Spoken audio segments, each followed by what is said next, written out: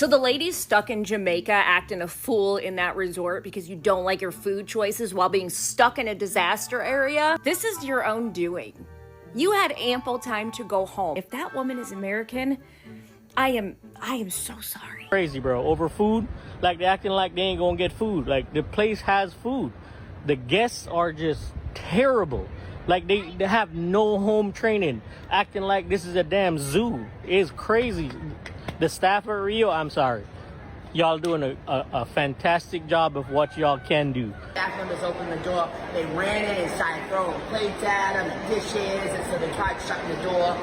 People went running left and right. The staff members here are afraid of all these people. Yeah. Oh, yeah. Because they act like they're going to starve.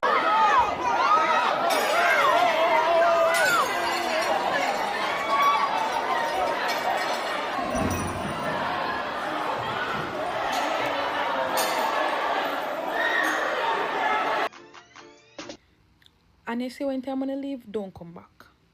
I repeat, do not come back.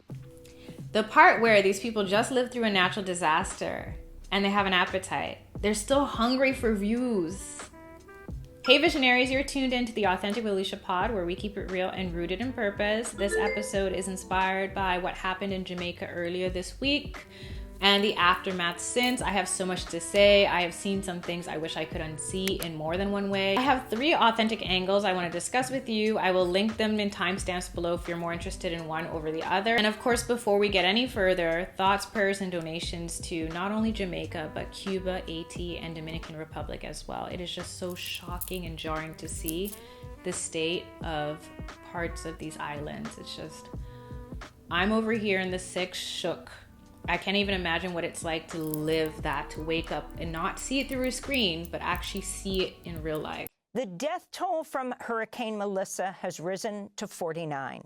On Thursday, Jamaica's Prime Minister, Andrew Holness, shared images of the hardest hit areas of Jamaica, showing homes lying in ruin amidst twisted corrugated metal, dangling power lines, flooded neighborhoods and streets. I wanted to start off with the most important angle. This is inspired by what the Prime Minister mentioned on a news program I watched this morning.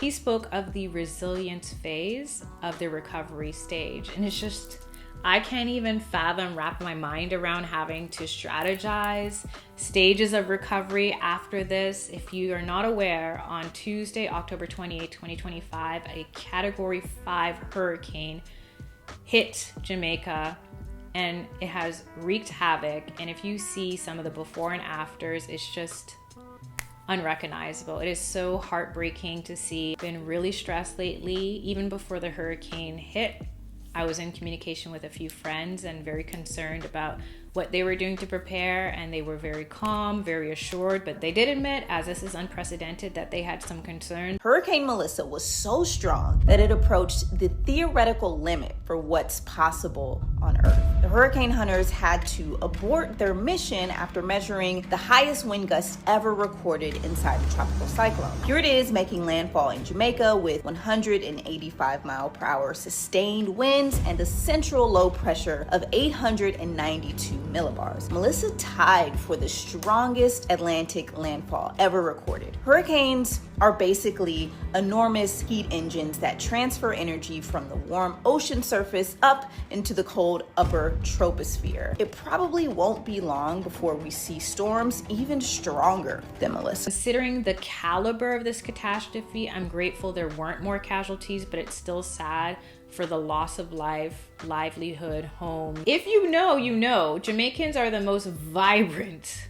Okay, I'm not just saying that because I'm half Jamaican. They have been through a lot and somehow they still come on top. I have a sense of admiration, a different level of respect for Jamaican people, especially when I see them prepare and persevere in moments like this. And then there's the ones who are so unserious, I can't even be mad at them given the circumstances. They're gonna make it work. Cue the clips. I watch Hurricane Melissa party.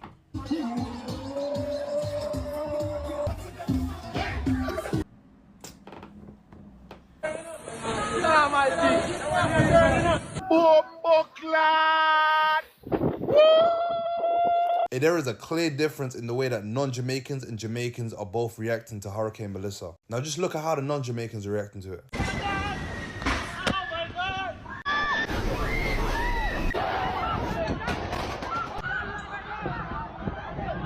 That is mad. Let's see how the Jamaicans are reacting to it though. Water! Water, my side! Me nah moving. Watch everything start to wash here now. Don't feel like a joke. Water, me nah move. Every year I see same thing. No hurricane now come. Every time they say hurricane come and none, make me buy up much things, spend much money, buy up much bread and tissue. Keep rolling, but we won't fall down. Turn it up, selector. Woo! Jamaica never stop vibing. Look at it. Look at it. Hold on. Look here, people. Look here, people. It's going. I tell you, I was standing right there. Oh my God. Jamaicans are their own little sunshine to every storm, and this is no exception. To see the different reactions and responses, I have seen the people that have been tearing up or crying over what they've lost and who they've lost. I don't have words. This is the aftermath of Hurricane Melissa from the Blue Mountains, the Portland side of the Blue Mountains. This is a view of the side of the house. You can see the tree leaning on it. See? Oh, Jesus. Right here. To my Jamaican people, please don't worry yourself. I have no doubt that we are going to be building back stronger than ever, because we are one of the strongest set of people in the entire world. People have died, people have nowhere to live, some people have nothing to eat, no clothes to wear. Everybody from overseas, if you know you got Jamaica, go vacation and take a raft picture, put on a dance hall or a reggae song in your yard to turn up the vibes. Make sure you go and donate now to keep the culture alive. This is not a joke thing. Sincerely, a Jamaica. Considering people who have lost lives, loved ones, or their livelihood, it's lifting my spirit to see people make light of the current situation. No matter who we are and where we live, we can all learn something from being able to rise above current conditions. I feel so lucky to have visited Jamaica 2 years ago, and between just the natural beauty of the place and the essence of the people, I have no doubts that they will be able to get back to where they were, if not better. Now, let's take a little bit of time to talk about the foolala with the foreigners. I'm not here for the diaspora wars. I don't believe in divisive dialogues, because what does it do? Let's be real. If we were to say, the Americans versus the Jamaicans, the Caribbean West Indies versus North America, it does nothing for no one. Instead, I would say there are some entitled humans, and that goes for any global citizen. When we are traveling, when we have the luxury to go visit another country, to explore, to expand our awareness, to enjoy, to even immerse ourselves in somebody else's culture, we should come correct.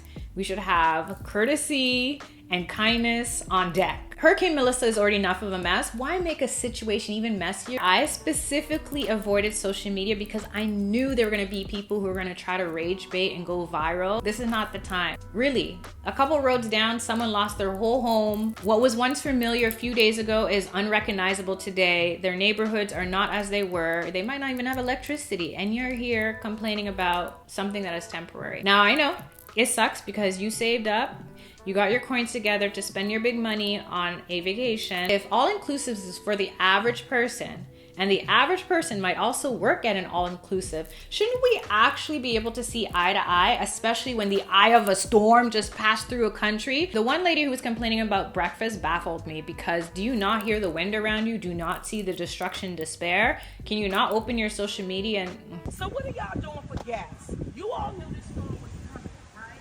So you're gonna give us bag lunches, bag breakfast, some pastries? That's so disrespectful.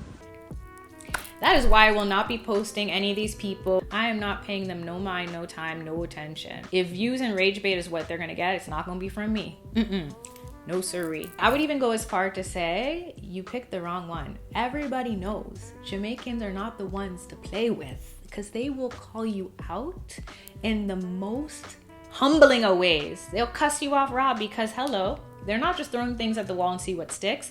They actually read you for the filth accurately. People who are getting reamed out online can't translate patois if they knew. In some of these posts, the people cussing it every 2 words, and I don't think you're ready for that reckoning. Having next big back bumbo while I can talk about, oh, we got granola bars for breakfast. And that you finyam. You look like my blood clot 17-inch TV. Eh? What you want? A steak you want for breakfast, girl? You know, say people them are good if they get something for yam now, I could understand. But we realize yeah, views you want, eh? And so you record, so you get beaten. Move your big back bumbo while and go from yourself. Message to the tourists them within Jamaica complain about the food here. Are you tone deaf? Do you lack compassion? Do you have any sort or level of decency? Do you also lack awareness? You know, sister, we just have one hurricane. Natural disaster. As of recording today, they've commenced some of their commercial flights, so a lot of people will be able to get home, and I hope they get home safely.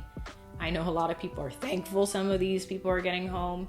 But aside from the back and forth, I just wish people would know to read the room. Read the room and pick up some debris while you're on the way out. It's not ideal to be somewhere in this state on vacay, but you're here. I might have mentioned this before, but we bring our baggage wherever we go. So I like to pack light. I always bring a carry-on in more ways than one, and everyone's like, how do you do a carry-on? Story for another day. But what's currently happening now reminds me that we bring ourselves wherever we go. The book Wherever We Go, There We Are is something that a lot of people need to add as a must-read who can't read the room. There's no part of me that believes the people that are complaining, posting, and engaging on social in a nasty way aren't nasty in their everyday lives. There's no way you don't bring that attitude wherever you go. I find it hard to believe that these people who are showing themselves aren't like this on any given Sunday. There is no way that you have the ability to be this terrible in an already terrible situation if that's not part of your resting phase. Yes, sometimes bad situations can bring out the worst of us, but it's also a choice that we can make. Yo, the attitude of some of the tourists in Jamaica right now is pissing me off. Because how can some of you be so tone deaf? Half of Jamaica is currently being swept away, and I'm seeing videos of tourists complaining about the food and the service they're receiving. Yo, to have the audacity to abuse the people who are still making sure you're well fed and are looking after you in the middle of a natural disaster that they're more affected by than you is really something. And to be frank, I don't care. Don't want to hear it. Stop your noise. Some of us watching from the diaspora have got family, friends and loved ones who we can't even contact because of what's going on. But see you, when this is all over, you get to go home. You get to be with your family. You are not going to be left dealing with the aftermath of this hurricane. Show some compassion and be grateful. My people don't deserve abuse because they can't cook you oxtail and curry goat in the middle of a Category 5 storm. I don't like the fact that a lot of y'all's empathy is very transactional, because if you were born into a different circumstance and a different situation, you would either become the oppressor or you would assimilate and not say anything and speak up about shit because it wouldn't affect you. This hurricane will hit Jamaica. It is not what you need to look at about Jamaicans. It's how we Jamaicans will rise stronger, better. We're God's favorite. We're resilient. We're powerful. And just when you think this was going to have Jamaica down, it is just to strengthen us. You never know. It can also show us, like the Prime Minister said, our resilience. That perfectly leads us to the finale today, which is it always comes back to our core values. I've probably mentioned this every other time one of these topics come up. When things happen, especially when it's in a panic or we're under pressure, that is when our real persona shows. That's when what really matters to us show. Do we care about one another? Do we care about our health? Do we care about the fact that we're not the only person going through this? Or do we just care about getting clicks and views? Do we just care about getting 5-star food? Do we just care about having the Wi-Fi? Well, that one you probably want to communicate with people back home. And again, I get it. If you're on vacation and this happens, it sucks. I don't know how much notice people had with the weather, but I check the weather network 3 or 4 times a day if I'm going to the island. That's not even a hurricane season type of thing. That's just because the weather changes all the time in the Caribbean. Even in Toronto, the weather changes all the time. I'm going out later today and I've already checked the weather twice. I'm not here to blame and point fingers. It's more a question. Hi. This is not to all African Americans, as I have a whole bunch of African American friends who are cultured, who are educated, who are just simply kind, who has empathy. This is not for you. I'm speaking to the ones who are not in fact cultured. Can y'all stop coming to our country? We know, because we've been watching it our whole lives, we know that your own government don't like Black Americans. We know that unless you are very wealthy in that country, that they don't care about you guys. That at best you're living in a very okay situation. If you're middle class, you still got poor cousins and poor aunties and poor uncles, right? What are you guys doing? You know how the saying is all skin folk and kinfolk? That's how you guys act. You know, regardless of the propaganda that you may see, the world, the black diaspora, we hate to see how your government treats you. We hate the history of slavery in America. We think it's the absolute worst, right? And we see you guys as kin because we're all an extension of each other. But it's really interesting. This has been happening for a minute. When y'all come to places like Jamaica and go to the hotels, you treat the workers like they're some subordinates to you. You actually treat them how white people treat you in America. Yeah, I said it. You're not educated. You don't know time and place. Yet you go to these places and you're so rude. And the people working there don't get to go home to their children, to their wives, to their husbands. They have to be there to tend to you. They're scared. They have to hold it together for you. And you would think, as kinfolk, right, that you would say, you want to know what? This sucks. Like, get through this together. No. You chicks are on here complaining that you're getting pastries for breakfast. A lot of you don't live anything better up here. Please to cut it out. Stop going there and flexing on people that you think you're better than. They're telling you you can't go outside right now because all the trees are down. You can step on something and harm yourself. You guys complain that you feel like you're in jail? It's a Category 5 hurricane. In fact, I cannot wait for them to figure out a way for you to get the hell out of our country. Like, didn't you not know? I'm curious, but just to wrap up this episode, it always comes back to core values, because if you say you're a good person, you have these certain values, they should shine in situations like this.